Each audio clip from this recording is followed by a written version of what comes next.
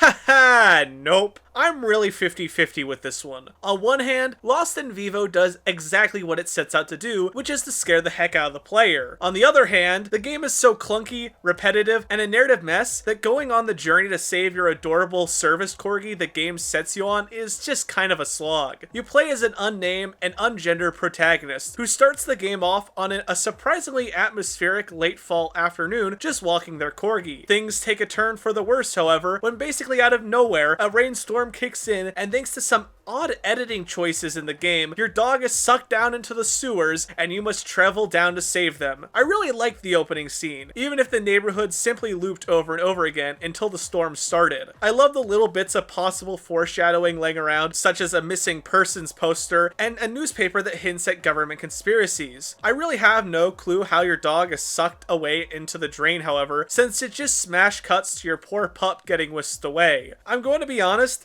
the moment you step into the sewers, I was worried. Plastered all over the sewer walls were references to indie games, YouTubers, and plenty of other stuff that felt really out of place. Thankfully, as the game progresses, these become further apart before disappearing completely. Outside of those obnoxious cameos, the opening of the game is fairly solid, with you making your way around the sewer system, whistling and searching for your dog in the dark before things become a lot more sinister. Now, you may be noticing that I'm not talking about the story, and that's because I honestly didn't get what the full story that the game was trying to give me. I understand that your character has a lot of different mental problems and phobias, but when it comes down to it, the game just feels like the creator threw a bunch of horror cliches at the wall and added in a few moments about mental health here and there to try to tie it all together. Now, there's a lot I could speculate about the story, like perhaps due to the character's mental health troubles, seeing the newspapers before going down into the dark, claustrophobic sewers gave you an episode, or the monsters in government labs could all be real. I don't know. The game really doesn't explain it all that well. What I do know is that the narrative loses steam quite a few times throughout the story, sadly. Now, it isn't all bad. I thought some of the therapist interludes were interesting, some of the readable notes were neat, and I thought the overall concept was good. It's just the game doesn't have the best execution story-wise. Honestly, outside of some of the more rusty environments, I don't see how the game reminds everyone of Silent Hill as much as it does. Yes, there are weird monsters, locked doors, and a mentally disturbed protagonist, but I just didn't get the same feeling. Honestly, if we were to compare this to any other game, I would compare this to Eternal Darkness way before Silent Hill. Whether it be the sanity effects or the references to Lovecraftian horrors, I got a similar feel to Eternal Darkness more so than I did Silent Hill. Honestly, the therapist seeds and some of the other mental health sections of the story hit really hard at home for me. I will say that the game's good ending was incredibly powerful and was my favorite part of the game for sure. In terms of characters, there really wasn't anyone outside of the notes of the deceased, your dog who only shows up a few times, and yourself, quite literally. The game doesn't really focus on having any major characters, which is fine since it doesn't really need to have any for what it is setting out to do. The game's visuals were alright, and even though it was trying to go for the downgraded aesthetic, everything looked appealing. Well, as appealing as a horror game filled with gore and monstrosities can look anyway. I know a lot of people have a problem with the fact that they don't have a hand model for holding weapons, but this really didn't bother me in the slightest. The sound of the game was easily one of the best parts, outside of how stupidly loud certain enemies got. Outside of the designs of some of the enemies, the sound is what really got me, since there was a lot of different ambient sounds that hinted at worse things to come, which I liked. The monster noises actually made the skin on my legs crawl, and added an extra level of fear to the monsters past their already unnerving designs. Each creature had a very distinct sound signaling its arrival to try and end your life. I sort of forgot that there was music in the game until I had to think back to when I heard it to write this review. I wouldn't call any of the homage-laden music bad, but it's not like it really stuck with me. The environments you visit in the game were all quite varied and usually distinct looking.